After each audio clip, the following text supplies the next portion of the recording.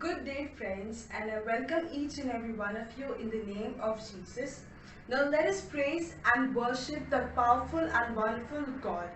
Let us begin this prayer meeting by signing ourselves in the name of the Father, and of the Son, and of the Holy Spirit. Amen.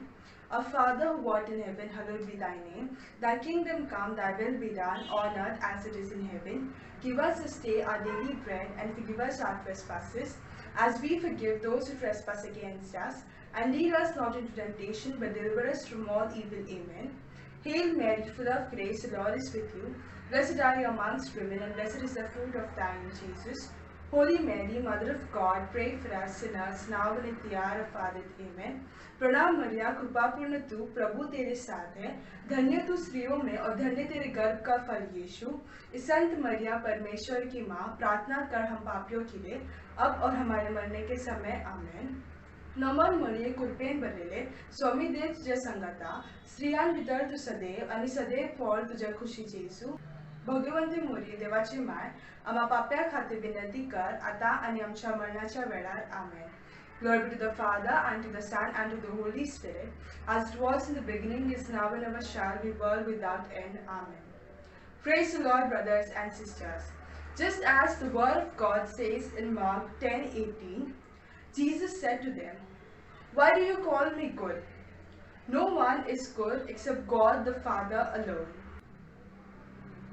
मत्ती 10:18 में परमेश्वर ने कहा, तुम मुझे उत्तम क्यों कहते हो? केवल परमेश्वर के सिवा और कोई उत्तम नहीं है. Jesus, being God himself, was humble in giving the Father the praises, the due praises. Let us praise and thank the good God who will lead us, guide us, and will never leave us. God is good all the time. All the time, God is good. Now let us sing this wonderful praise song, God is Good.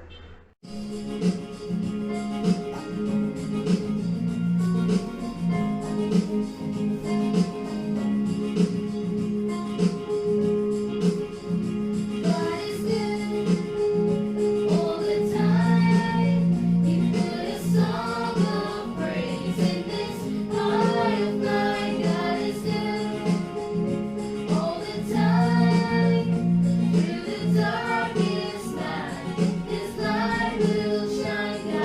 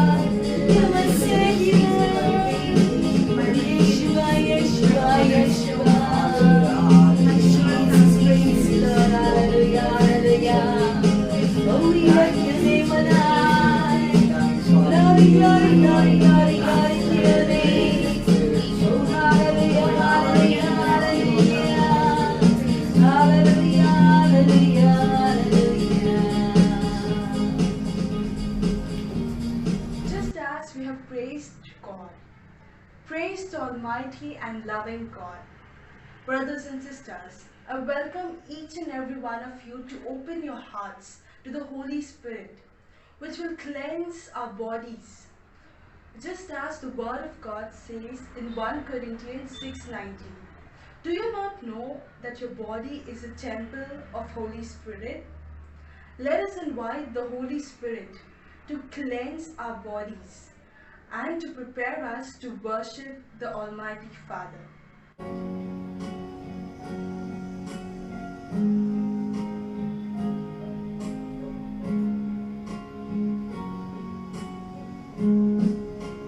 Welcome, Holy Spirit. We are in your presence. Fill us with your power. Live inside of me. Welcome, Holy Spirit. We are in your presence. Fill us with your power. Live inside of me. You're the living water, never dying fountain, comforter and counselor, take complete control. You're the living water, never dying fountain, comforter and counselor, take complete control. Welcome, Holy Spirit. We are in your presence. Fill us with your power. Live inside of me.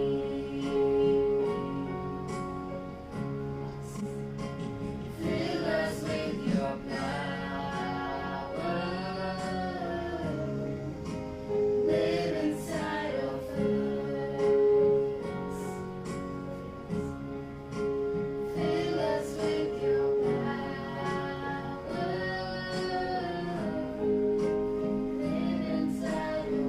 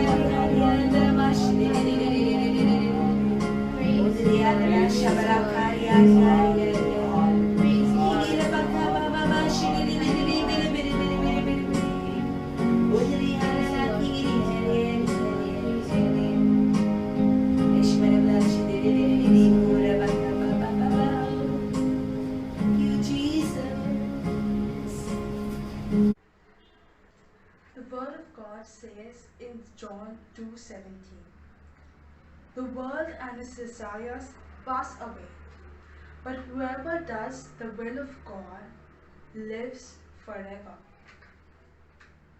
We all know, brothers and sisters, just as we have heard in this Word of God, that everything passes away. but only God will love us forever. Now, I invite you, my brothers and sisters, to praise and worship this wonderful God we have. Just as the Word of God says in Luke 4:8, you shall worship the Lord your God and Him only. Jesus pushed away the devil using the same Word of God when he was tempted in the desert. I welcome you, my brothers and sisters, with your families, to praise and worship the Lord with all your hearts and with all that you have, because the Lord our God deserves all the praises and worships. He deserves it all. मैं आपको आमंत्रित करती हूँ अपने परिवार के सहित आए और प्रभु की आराधना करें, क्योंकि प्रभु यीशु ये सब डिजर्व करता है.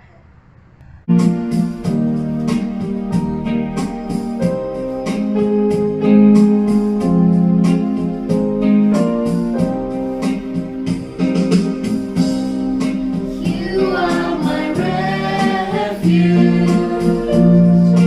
You are my fortress. You are my strength in need. You are my God. You are my refuge. You are my fortress. You are my friend in need. You are my God. I will worship you with all of my heart. I will seek your face all through my life.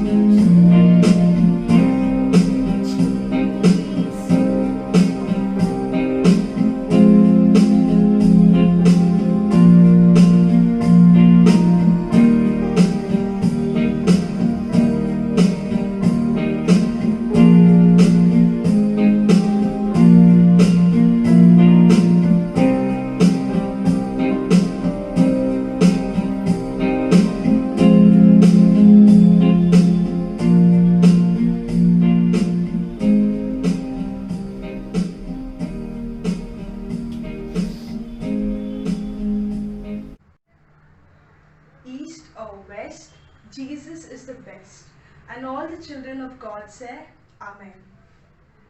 The Lord, brothers and sisters, let us give glory and honor to our Lord for blessing us with Ria Rebello, who for the first time has led us into this wonderful time of praise and worship, which has had each of us experience the presence of our Lord. Thank you, Ria. May God bless you, your family, and your ministry. Today, we welcome Father Vinod. We have in our midst Reverend Father Vinod Di Mello. He belongs to the congregation of Bonfet Missionaries.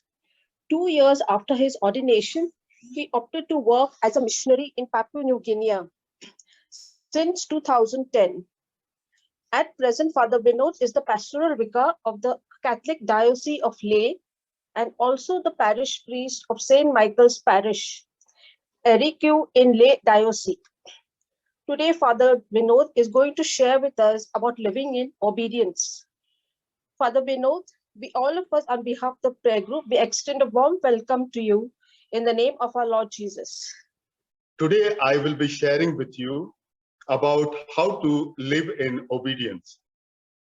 Let us start our reflection with a little prayer. In the name of the Father, and of the Son, and of the Holy Spirit. Amen.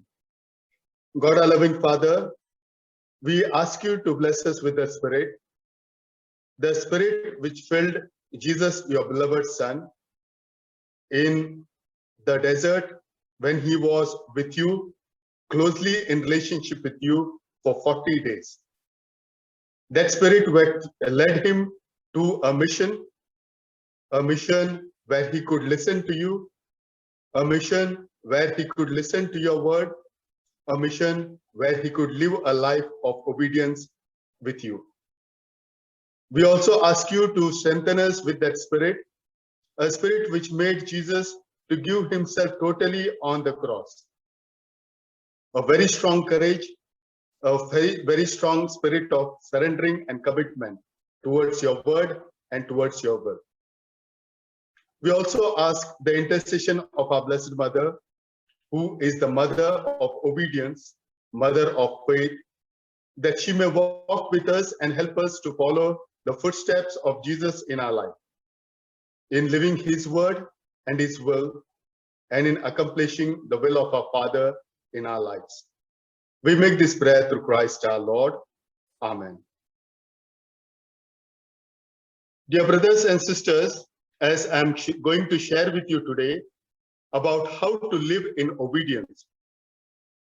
First of all, we have to ask ourselves, we live in obedience to whom? If we ask ourselves, we will find that many a times we don't live in obedience to God. We live in obedience to the world, or we live in obedience to the evil one, or the devil, or the sinful part of our life that we want to live in, where we allow God not to rule our life, but we allow the devil to rule our life. And for that, we have to understand the word obedience. Obedience means listen. If we go to the book of Deuteronomy, chapter 6, verse 4, it rightly says that God says that Shema Israel. Shema means listen, Israel. And today he would say that, listen, my people of God. Listen, my people of Kalwa. Listen, my people of Mumbai. And are we listening to the word of God? Or are we listening to the voice of God? Or are we listening to the voice of this world or voice of the evil one in our lives? And we have to really listen to the word of God.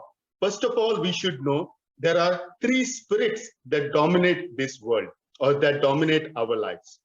Saint Louis Marie de Montfort rightly mentions this spirit.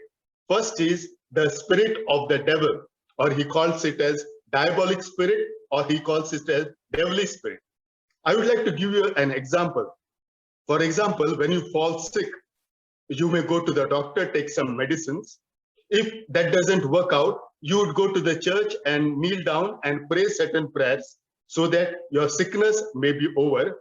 And if that doesn't work out, some of your neighbors may tell you, go to Bengali Baba or go to one of the lady, maybe one mama or one lady who is doing black magic, and she will take some powder and blow on you and take one broom or a peacock's feather and hit on your head and say that you follow this and this thing, you obey me, and I will see that your sickness is over. And we start obeying that person and paying that person and doing what that person wants to do.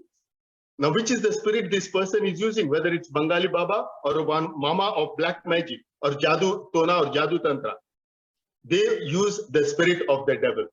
They use the spirit of the devil or the evil spirit in order to remove certain difficulties or problems in our life.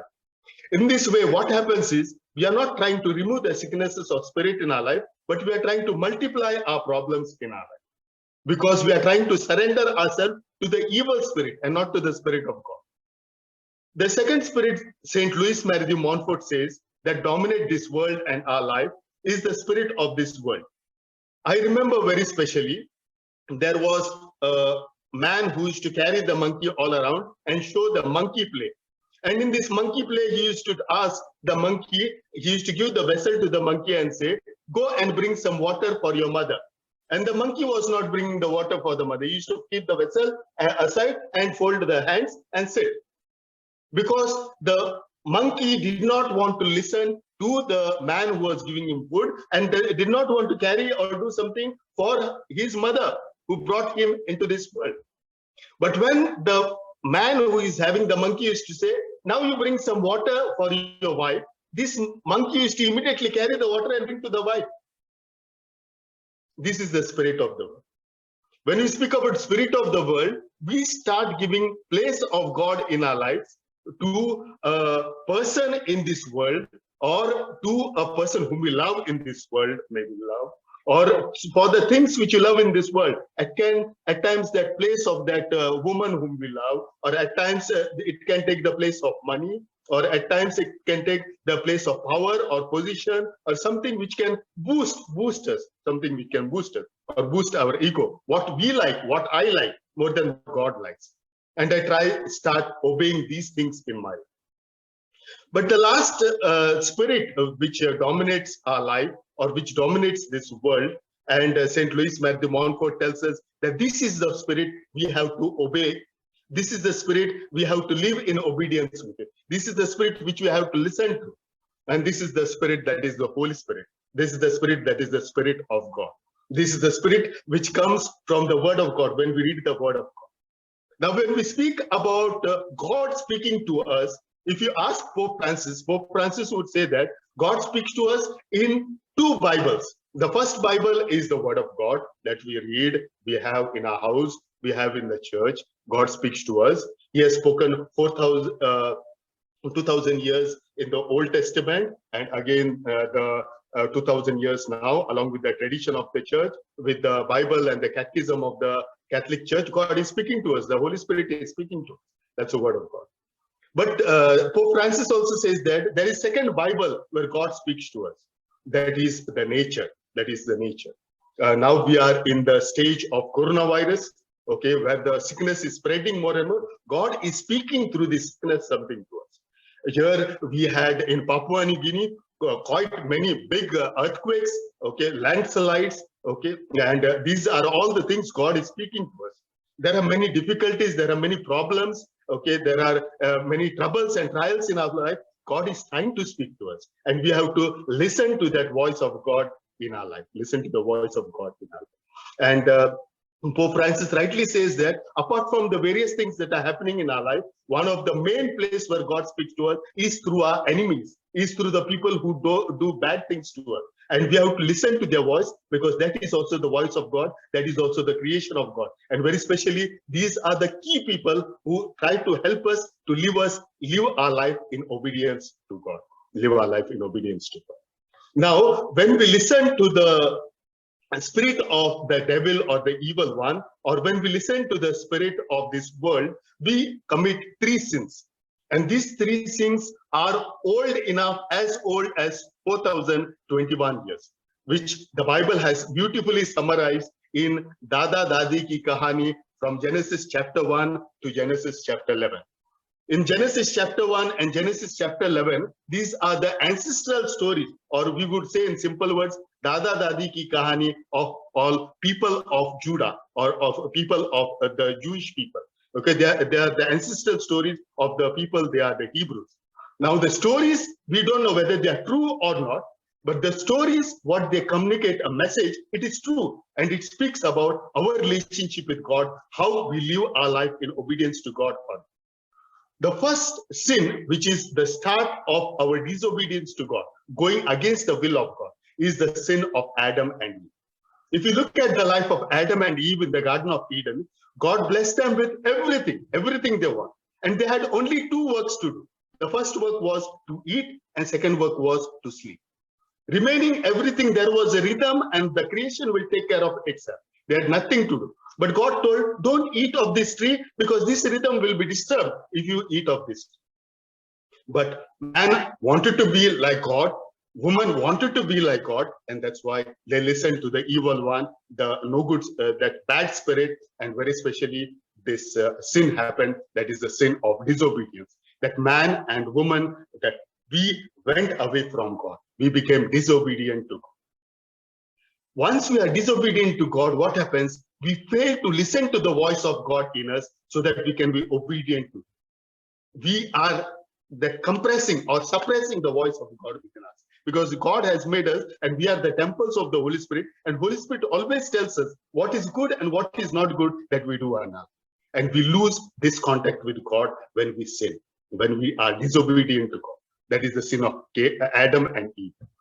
When we are not able to see the voice of God or listen to the voice of God in us, the second stage that we go is the sin of Cain. And in the story of Cain and Abel, the sin of Cain. What happens to Cain is, once they had already disobedient to God, now they are not able to see God in themselves. They are not able to see God in others. And when I am not able to see God in others, I try to compete with the other and try to boss over the other person. And that is the sin of jealousy. That is the sin of jealousy. When I don't see God in my own life, I fail to see God in others, and I fail to see the blessing of God coming in the line of others. I'm not able to recognize the other person as he or she is my brother and sister. And that jealousy leads to the big sin, that is murder. But the root of this murder is jealousy. Jealousy, which was very true 4021 years before, which is very true today. Because of jealousy, we have many of our problems. We break all from commandment number 4 to commandment number 10. We break these commandments. We don't listen to God because of jealousy, because we are not able to see God in others. Once we don't listen to the voice of God in ourselves, once we are not able to listen to the voice of God in others, okay, then the third thing what happens is, we say that I am God. I don't need God in my life. And that is being very well presented in the story of the Tower of Babel, in the story of the Tower of Babel. This is the Tower of Babel story, is the sin of pride. Sin of the pride is one of the capital sins among the 7 capital sins. What happens in this is, I say that I am God because I have everything in my life. People of Babylon, they were blessed in their life. God had blessed them with everything, that they forgot God in their life. They forgot to be obedient to God in their life, and they forgot the word of God and the will of God for their life. And this is what happens when we have that pride. When we have that pride, when I have plenty of wealth in my life, when I have big houses, when you have plenty of cars, all the possessions, that have big bank balance, good job, I forget God in my life. I forget to go on a Sunday to church. I forget to go for the way of the cross on Friday. I forget to listen to God in my life. I forget to pray in my life. Now, these three sins, which we see in the book of Genesis, are very well countered by Jesus. Jesus, what he did when he was in heaven and when he came down to this earth, first thing he did was he deleted the pride in his life. He gave the first place in his life to God, to his word, and to his word. And that's why these 3 sins which are showed in the Old Testament teaches us, God calls him as the beloved son, my beloved son. Why? Because he was able to kill that pride in his life.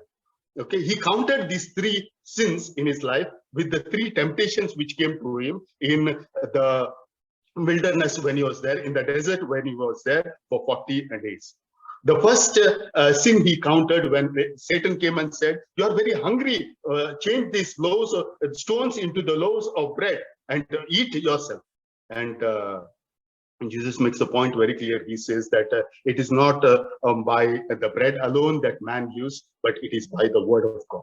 He gives importance more than any of these things in this world, the spirit of the world, to God in his life. The second sin is about jealousy. Satan takes him to the top of the mountain, okay, top of the temple, and says that you fall from here. And what will happen to you is God will show that you are his son, okay, and he will bring all the people back. He will send all the angels to save you, okay. And Jesus says that I will not put my God to test. Whether God blesses me now or not, like Cain was, his offer was not accepted, but he put God to test. But Jesus says that I will not put my God to test. I will not put my God to test, but I will allow to live the word of God, live the will of God in my life, live the word of God and the will of God in my life. And the third temptation that came to him is about pride, about giving the place of God to the place of God to Satan in his life. And the Satan takes him up the mountain and says that you bow and worship me, and I will give you the whole of this kingdom to you, the whole of this kingdom to you. And what does Jesus say? That I worship only one person, that is my God, that is my Father. I will not worship anyone in this world. Okay, many a times we fail to do this. We try to worship the spirit, the devilish spirit, the spirit that Baba, Bengali Baba, or what we say that one lady who does some Jadu Tona, we try to worship them. Or we try to worship money, and we give place of God to money or some powers or pleasures of this world, the powers or pleasures of this world. And Jesus becomes the beloved Son of God. Jesus becomes the beloved Son of God, and he teaches us how to be obedient to God, how to do the will of God in our lives, so that we can really accomplish his will and live out his word in our life, and live our life in obedience to God, live our life in obedience to God. Okay. When we are looking at the three sins that were committed in the Old Testament, we look also at the three ways how Jesus overcome the temptation in his life. Very especially, we are invited to look at our own lives. Where do we stand? Where do we stand in our life, in our sinfulness to God, in our sinfulness to God, or in our obedience to God? I would like to present two examples that would help us to really measure out our sinfulness, to really measure out our relationship with God, to really measure out our life of obedience with God. The first example is of King David. King David was a shepherd boy. God said that I marked this person, shepherd boy, to be the king. And he saw the strength of God in his life when he hit Goliath, when he fought with Goliath, not for 1 or 2 days, he fought with Goliath for 40 days. And he saw that how God was there with him in order to really fight this giant of Philistines and to defeat this giant, and really to see the power of God in his life and to become the king of Israel. Become the king of Israel. He is called as the faithful one of God, a faithful king of Israel among all the other kings. And that's why Jesus was called as the son of David, because he was very faithful. Now, what happened to King David once he became king? One day he was having an evening walk on the terrace of his palace, and when he was having an evening walk, suddenly he happens to see that woman, woman Bathsheba. She is the wife of Uriah, one of the officer of King David. And when he sees her having bath, he's tempted and he wants to sleep with her. He wants to have sex with her, sexual relationship. He wants to be disobedient to God, a God whom marked him to be the king, to take care of his people. And now he wants to have a wife of another person with him. And when he falls into this temptation, and when he sins and sleeps with him and with her and have sexual intercourse for once, he feels that no, once is not enough. I want every day. I want her to be my wife. So what would I do? Now I should get rid of Uriah. So Uriah was an officer. He was a commander. He should be back during the time of war, and he will tell the soldiers, you go in the front and fight, where he's on a very safe position. Now, King David wanted to kill him, so he said that you go on the front line and fight. Don't stand on behind and tell the other people to fight. You go on the front line and fight. And he knew that if he goes to the front line, he will. So King David committed two sins. First is the sin of adultery. Second is the sin of murder. But when Prophet Nathan, he went to him and said, there was a man who had a little lamb. Okay, that was the only lamb he had. There was another man, he had plenty of sheep. Okay, plenty of sheep. But this man who had plenty of sheep, he killed this man and took away the lamb of this poor man. So what should we do with this man? So King David said that we should kill this man. This king man who had plenty of sheep, but he killed that other man who had little lamb and took away. And Prophet Nathan says that it is you. It is you. The very moment King David realizes his mistake, he feels that he's guilty of the sin he has committed, and he turns away from his sinfulness and he gets back to God. Turns away from his sinfulness and he gets back to God. The way of getting back to God is he feels guilty and he removes all his royal robes and puts the ashes on his body. He puts the sackcloth instead of silk and woolen or nylon clothes. He puts on sackcloth and he repents. He repents for the mistake as he has done. And he asks forgiveness from God for the mistake that he has done. And that's why King David is called as a faithful king, because he did sin, but he turned back to God. He had that guilt conscience. He allowed the God to speak, that spirit of God which was within him. He allowed that spirit to speak. But we have another example, the son of the King David, that is King Solomon. If you see King Solomon, when he was young itself, he asked for wisdom, Nyan, okay, Nyan. So when he got Nyan, okay, when he got wisdom, okay, he with that wisdom, he said that God told, okay, King David, you don't build my temple, your son will build. So he built a big temple to show this Nyan, the wisdom he has got, wisdom of God.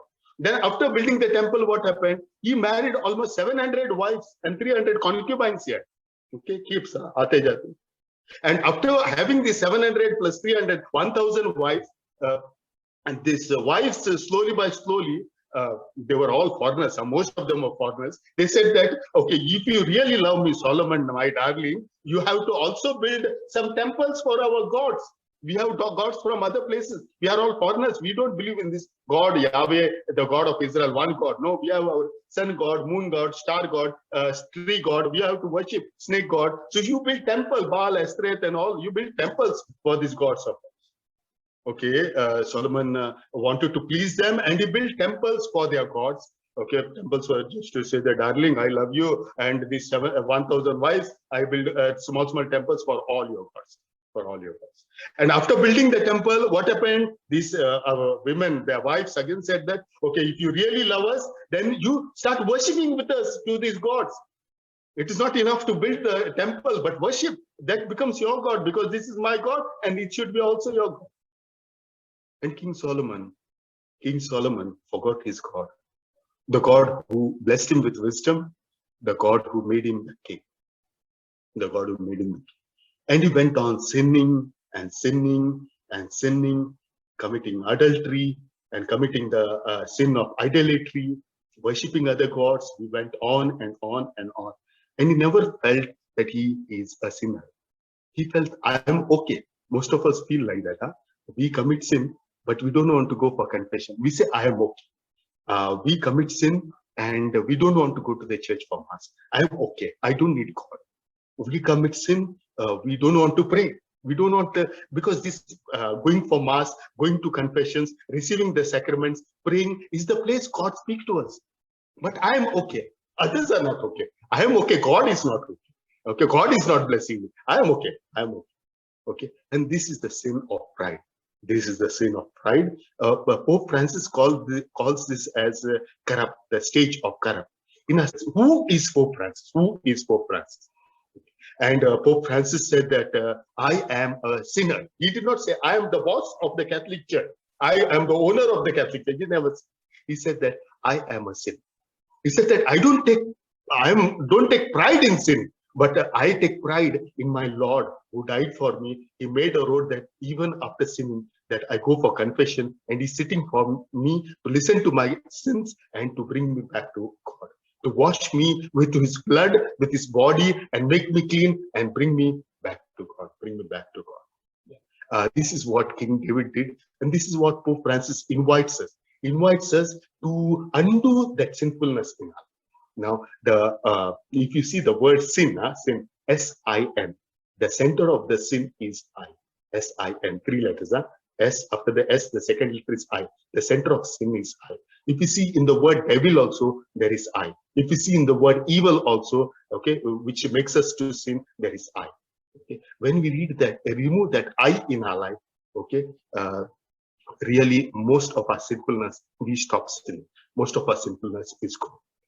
See, for me, when you say, Father Vinod, what is your address? I would tell you that my address is Saint Michael Catholic Church, okay, that is in Eriku, that is in Leh, Catholic Diocese of Leh. It is in Papua New Guinea, PO Box 3. Okay, if I ask you your address, okay, you will also give me a postal address. We have to ask ourselves, what is the postal address of Satan, or what is the postal address of sin, or what is the postal address of the evil one or the devil? Okay, the postal address of evil one or the devil is you. It is, devil is not outside, devil is within you. When you give place of God to yourself, when you do not want to listen to God, but you want to listen to yourself and do what you want in your life, that is the place Satan. You give birth to Satan, you allow Satan to live, and that becomes your postal address. So Satan is not anywhere, evil is not anywhere, devil is not. Devil is in you. When you don't listen to God, devil is active, and he lives in you. Now, there are a few people who has helped us really to undo this I and to put O. Okay, now S-I-N, sin. So that I, which is the center letter, you remove that I and put O. What happens? Okay, it becomes S-O-N. Means we become the son of God. Okay, we become the daughters of God. Okay, and that's why Jesus was called as the beloved son of God. Now, this O, if you take in the numerals, it becomes 0. They say that Aryabhatta discovered or invented that numeral 0. 0 doesn't have any value. Okay, any value. And when you become 0, St. Paul says that when I'm 0, then I'm hero, because Jesus is my hero. Jesus is my hero. Okay, and that was the secret of Jesus in his life. If we see in the Gospel of John, Jesus says that my food is to do the will of my Father. My drink is to do the will of my Father. And on the cross, when he is hanging on the cross, and before he could give up his life, he says that it is accomplished. What is accomplished? My sleep, I am going to sleep permanently, and my sleep is to do the will of God. Okay, means my food is to be obedient to God the Father, my drink is to be obedient to God the Father, and I am ready to sleep in obedience to God the Father, in obedience to God the Father. And that's why Jesus was called as the beloved Son of God. He gave out his total self in obedience to God, in obedience to God. We have another example, that is Saint Paul. Saint Paul says that when I'm weak, then I'm strong, because God is my strength. God is my strength, because I am obedient to God. I give myself totally to God, and he is my strength. And when God stands with me, who will be against me? Saint Paul says that when God stands with me, who will be against me? Nobody. The whole world cannot be against me, because the person who has created this world is with me. If we go to Saint Augustine says that our hearts are restless, O Lord, until they find rest in you. A person who was a very sinful person, Saint Augustine, before he could hear the preaching of Saint Ambrose, he was very sinful. He had plenty of girlfriends, and he was drinking and having a very bad life, very bad life. But that day he heard the word of God that came from the mouth of Saint Ambrose. He changed his life, and he said that our hearts are restless. Our hearts, मेरा दिल अगर भगवान का वचन, okay, भगवान का जो वचन है, अगर भगवान नहीं है उसमें, उसमें शांति नहीं, they are not peaceful. Our hearts are restless until they find rest in you. And we have another person, that is Saint Francis of Assisi. Saint Francis of Assisi, his father was a very wealthy person, and he said that if you are going to be a priest. I will not give 1 paise or 1 rupee of my account to you. And as a response to that, St. Francis of Assisi, what does he do? He removes all the clothes and he goes naked to the seminary to become a priest. And he says that he prays to God, saying that, make me a channel of your peace. Okay. I am ready not only to obey you, but let your word come in my life and let my word flow to the life of others. Let me be a channel. Like we have water pipes. Now in Mumbai also we have gas pipes, Kalwa. We have gas pipes where gas comes. So we become the pipe where God comes in the life of the word of God comes in me. I live it. And this word of God goes to others through my life. People can see that I am a living word of God. I am a living word of God. So after looking at these 3 examples or 4 examples, who really killed that I, that place of address of Satan, that is I within me, they killed and put the O, that is they put God in that place. That is the real place of God in our lives. When we speak about obedience, what happens is Jesus, who is the beloved Son of God, or like Saint Paul or Saint Augustine or Saint Francis of Assisi or Pope Francis, when we want to be obedient to God, it needs courage. It needs courage, because when you are obedient to God, okay, you will find many conflicts coming up, many problems coming here. When you obey God, because this world will start, your own relatives will start bringing problems in your own friends will bring problems in your own, those who are very well-to-do in your life will create problems. This world will create problems for you when you are obedient to God, because this world is against God. This world is disobedient to God. We call it as anti-God or anti-obedience, anti-obedience. And that's why we need courage to stand in obedience to God. And when we stand in obedience to God, what happens is, when we stand in obedience to God and when we are very courageous, what happens is it calls us to surrender ourselves to God, give ourselves totally to God. Okay. When we give ourselves totally to God, how do we surrender ourselves to God? One thing we have to keep in mind, you can buy, you can work hard, get money, you can buy plenty of clothes, plenty of houses, plenty of cars, plenty of things of this world to show that you are wealthy. Okay, or you are wealthy. But you cannot buy one thing in your life, and that is God. That is God. Okay. Only thing you can have God to work in your life is by surrendering yourself to Him. Saying that, God, you are the first place in my life, and I will give myself totally to you. I will obey you in my life. Okay, totally myself, or surrendering myself to you in my life. So when we speak about surrender, I would like to give the example of 2 people in the Bible who went to the temple. One was a Pharisee and one was a scribe. Pharisee who put his chest up, okay, like a macho man, and he said that I have sacrificed so much of food, I have prayed so much, so long, I have given so much, so many bhikaris came, I gave 10 rupees, 20 rupees, 30 rupees, 1,000 rupees and all. I have done all these things, and now you give your account what you have done to me in my life. Okay, he was doing business with God. He was saying that both of us are equal. Okay, whereas that tax collector, he did not have any account or business with God. He just knelt down, put his head down, and he made 2 prayers which are very important. First prayer comes out the poverty. He felt poor in front of God. Okay, and also it came out of his, when you're poor, you become humble. You have become humble. You feel that I am no one in front of God.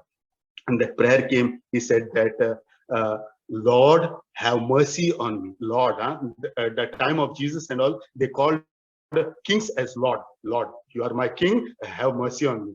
I am a poor man. I am a man who doesn't have anything in my life. You are the one. You are the only one, only hope in my life. And the second prayer, the tax collector does.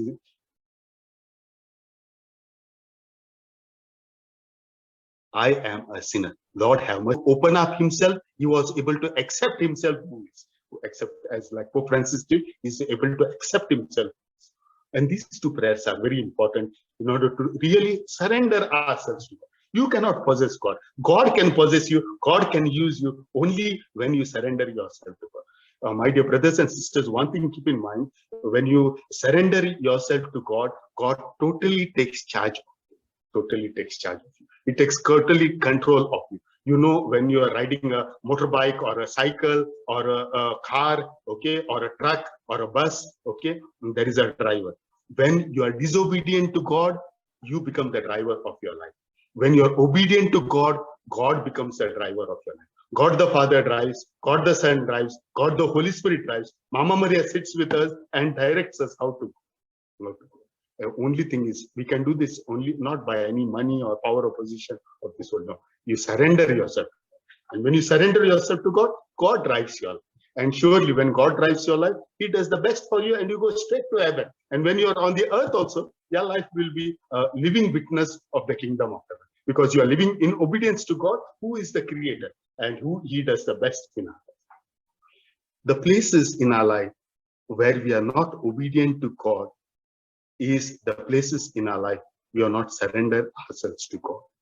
When we don't surrender ourselves to God, certain areas of our life, certain relationships, certain powers, certain positions, certain commitments to the evil spirit, Bengali Baba, or that Jadu Tona Mama, okay, or certain things of this world that we want to hold on to, these are the places we are not obedient.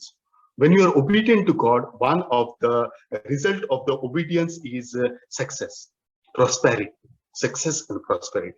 God takes control of our life and we will be having many successes, many prosperity in our life. Joshua, when he took up the leadership from Moses, he was a bit tense. How can I lead these people of Israel? Sometimes they listen to God, sometimes they're very naughty and very against God, going against God and doing that a calf and dancing and doing many things which are against God. God told Joshua only two things. He said, read my word and meditate on it and obey it. Read my law and meditate on it and obey it. Okay? Read my word and meditate on it and obey it. Read my law and meditate on it and obey it. And you will see, you will be blessed with successes, you will be blessed with prosperity in your life. My dear brothers and sisters, if we really surrender our total life to God, God becomes responsible to our lives. And the consequences of disobedience, God is responsible for it. And when God is responsible for it, I give 100% sure guarantee to you, it's always God does the best for us in our life. Because God is always good to us. When we are disobedient to God, we are responsible for the results of the disobedience. We are responsible for the consequences of the disobedience. And most of the time, when we are against God, we fall. Because power of man has not stood the power of God. It always can stand for 1 day, 1 year, 2 years, but after sometimes it starts crashing down. But only thing, if you surrender yourself to God, if you become poor and humble like that tax collector, if you really open up yourself and accept yourself in front of God, God takes control of you, okay, takes control of your life, and He will do the best in your life. Now, when we speak about surrendering, I don't tell you to hold your hands and sit there. Okay, God will do whatever He wants in my life. I'm surrendering myself. Hold your hands. No. When we speak about obedience and surrendering ourselves to God, okay, obedience to God, it is we do our best, and God will do the rest. Do our best in following the word of God. Do our best in following the will of God. There will be many challenges. There will be many sufferings. There will be many trials and troubles and sicknesses in your life. Be committed to the word of God. Be committed to the will of God. Be committed to the 10 commandments of the law of God. And you will see how God changes all these trials and troubles and difficulties in your life as a channel, as a way to bless you with His blessings and graces, to make your life successful, to make your life prosperous. Many a times you may not understand what is happening in your life. Many a times you may find life as a challenging and conflicting. Many a times you will find life as a suffering. Many a times you will feel that you are weak. You lost all your strength. Be blessed, my dear brothers and sisters. This is the time God takes control of you. This is the time God takes control of your life situation. And He's at work in your life. And I want to tell you, Our God is a God who is good. We say God is good all the time. All the time, God is good. And He has the best for us in His place. When we are faithful to Him, when you are obedient to Him, and when you do His word or carry out His word and His will and His law in our lives. Amen. I would like to conclude with a little prayer. God, our loving Father, in the Bible, we had Abraham as the father of obedience and Mother Mary as the mother of obedience. Jesus, you called him as your beloved son because he listened to you. And you called us to listen to him. During this Lenten season, we surrender ourselves totally to you. We take courage to be poor like the tax collector, to be humble like the tax collector, to say that you are our Lord, you are our Master, you are our King. We ask you to have mercy on us. We ask you to have we ask you to forgive our sins. At the same time, we also open ourselves and accept that we are all sinners. With our sinfulness, we would not have a way to come to your kingdom. But with you in our lives, with the sacrifice of your Son on the cross, and with his resurrection, he has made a road for us to heaven. Help us to use this 40 days of Lent as a time to surrender ourselves in obedience to you, as a time to allow you to take control of our lives, as a time to really live in obedience to you, so that when we celebrate the feast of Easter, we may be risen with your Son and become like Jesus, your beloved Son, become like Saint Paul, become like Saint Augustine, become like Saint Francis of Assisi, who really were the channels of bringing you and your word in the life of others, in life of obedience, in life of surrender to you. Amen. We conclude this prayer with one Our Father, 3 Hail Marys, and 1 Glory. Our Father who art in heaven, hallowed be thy name. Thy kingdom come, thy will be done on earth as it is in heaven. Give us this day our daily bread, and forgive us our trespasses, as we forgive those who trespass against us. And lead us not into temptation, but deliver us from evil. Amen. Hail Mary, full of grace, the Lord is with you. Blessed are you among women, and blessed is the fruit of your womb, Jesus. Holy Mary, Mother of God, pray for us sinners, now and at the hour of our death. Amen.